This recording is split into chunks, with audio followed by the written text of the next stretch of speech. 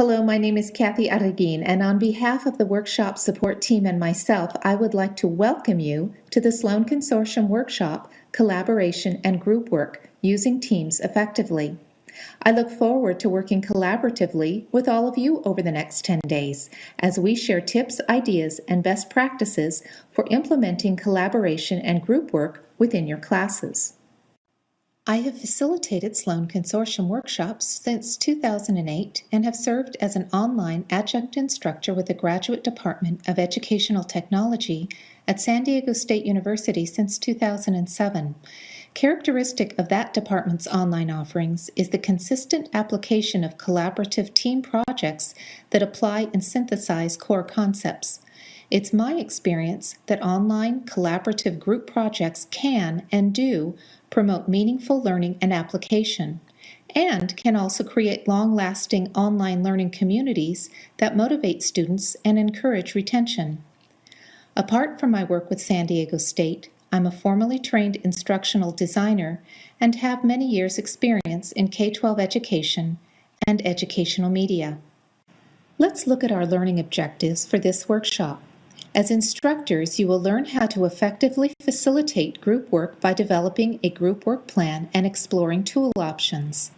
You will be introduced to samples of self and peer assessment tools, as well as general notes and ideas about assessing group work. Finally, you will learn strategies for problem resolution, behavioral guidelines, and factors affecting work group interaction. During this workshop, we will be looking carefully at the following themes. What is collaborative learning? The benefits and challenges of collaborative learning, assigning teams, evaluating group work, and learning to listen. Let's take a minute to look at each of these. So, what is collaborative learning and why should we consider using it in our online classes? Collaborative learning is an educational approach to teaching and learning that involves groups of 2 or more learners working together to solve a problem, complete a task, or create a product. Based on the work of learning theorists such as Vygotsky and others, collaborative learning centers on the idea that learning is a naturally social act in which the participants talk among their group. It is through that interaction that learning occurs. Collaborative learning forces the group to become active in the learning process to work through the assignment or project. The students engage in the project to synthesize and apply the materials instead of just memorizing and taking tests on an assignment. They are also given the opportunity to learn different viewpoints from other group members. In the online learning environment, students benefit from group work by fine-tuning listening skills, learning how to respect and negotiate multiple opinions, and become a productive member of the community. Collaborative learning in this context includes participation, socialization, discussion, reflection, and self-development. Given those characteristics, what benefits can you think of for creating these collaborative learning opportunities within your courses? In the workshop, you will find a link that provides 44 benefits to review. All of the benefits might not fit your course, but many of them will occur if these collaborative learning opportunities are developed. You can also create new benefits within your class that are not listed. In fact, Wednesday's discussion question focuses more on this resource and creative ideas that we will develop as a group. When developing collaborative learning activities for your class, it is important to think about what you would like to have your students achieve by that experience. What do you want them to do? How do you want them to apply knowledge? Once you have those outcomes, you can work on developing the directions and the assignment to help achieve the learning experience you desire for your students. However, with benefits come challenges. The details of task scheduling, online meeting logistics, and group dynamics are of particular importance. Setting up a schedule and due dates for certain stages of each assignment makes the project real and tangible for each group. They are involved in setting up those guidelines so that they own the process of completing their work. The goal here is breaking down work into simple and manageable tasks while assigning who will complete what task by what date. The creation of their team structure helps them put together their purpose, goals, and approach that leads them to success. A challenge that online students face is having a common meeting place that can be used to work on group projects. Ideally, having a forum for them to use in the learning management system is helpful so that they can all communicate and share resources. Skype can also be a great free resource for team members to communicate synchronously with each other when working on team assignments.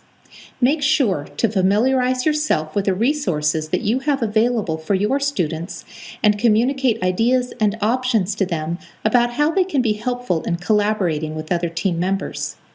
We also need to teach students to listen to each other in team assignments to hear ideas and suggestions to help plan and implement their strategy to collaborate. Technology has not only made it easier to send messages, but easier to tune out many of those incoming messages. What can the team do to hear what is happening and provide effective feedback through clear communication with each other? One of the big questions is, should teams be assigned or should individuals be able to select their team members?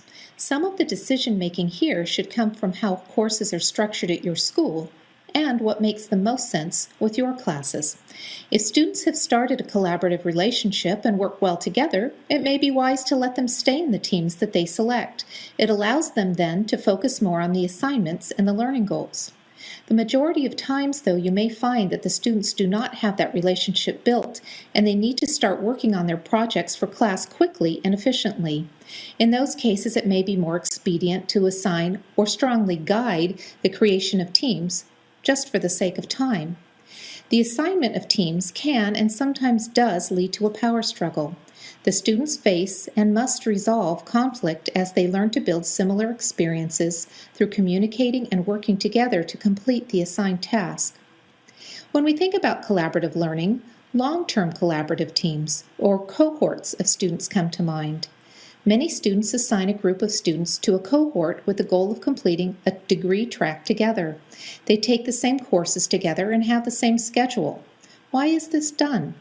Well, interestingly enough, research is showing that students who stick together as a group have a higher chance of completing their studies and graduating.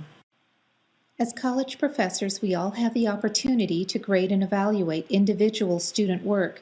We have learned to develop ways to help them grow and ensure that we are measuring the objectives of that assignment. But how should that look in group assignments? Groups should also evaluate their own group in addition to the grading and feedback you provide them. This offers them the opportunity to reflect back on the process of completing the task. Did they create a quality product? What can be changed or altered for the next time they are working together as a group? Many instructors use an evaluation form for the assignment that asks specific questions to challenge their critical thinking and reasoning skills to help them grow and develop. Our workshop resources offer some great ideas for self and group evaluation. You may find when students understand why this is an important step and what can be learned from doing this, they may take their evaluation process quite seriously. The next big question is, do you grade the assignment based on what a team submits or what each individual does within a team? I tend to grade all group assignments as one grade, as they are all responsible for the quality product that they provide. I feel that it also provides them an incentive to follow through with proofreading and revising a product before final submission so that it does look like one large project instead of individual projects compiled into one document. Many instructors add a note in their syllabus that states they have the authority to change or adjust an individual's grade based on participation within a team.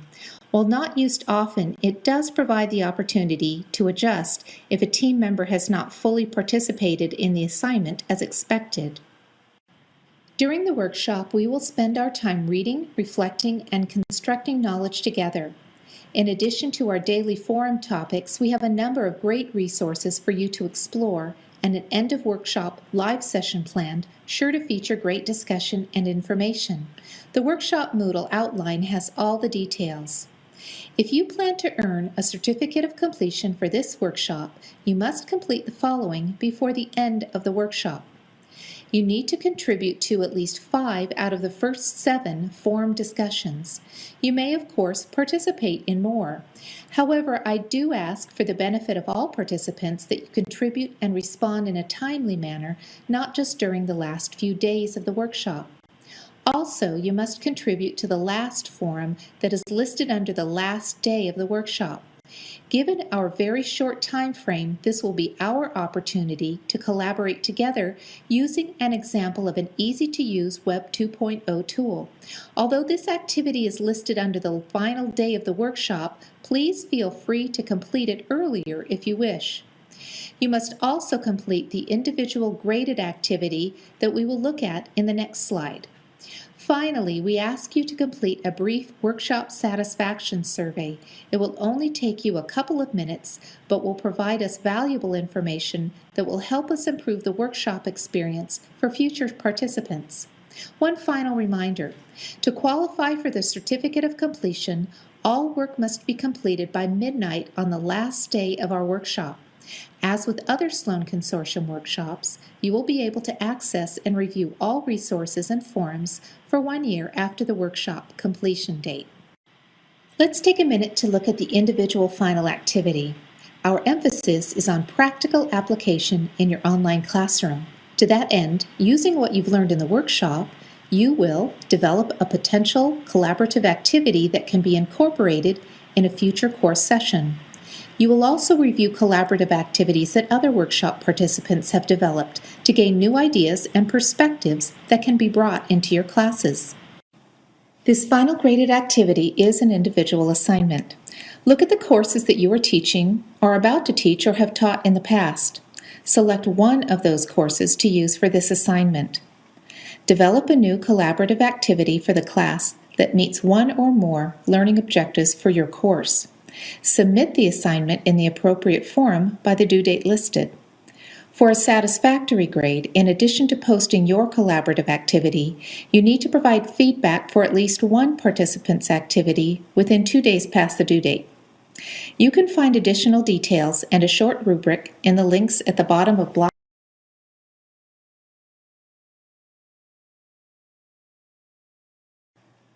Are you ready to collaborate together about collaboration? On behalf of the workshop support team and myself, we look forward to learning with you over the next couple of weeks. Should you have any questions, concerns, or needs, feel free to contact us.